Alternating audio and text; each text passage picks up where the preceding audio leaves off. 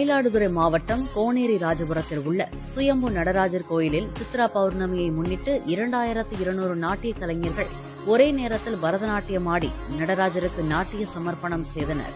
தில்லை அம்பலம் என்ற பெயரில் நடத்தப்பட்ட நிகழ்ச்சியில் நடராஜர் இடதுகாலை தூக்கி ஆடிய பாதம் வடிவில் 22 நிமிடங்கள் பரதநாட்டியம் ஆடினர்.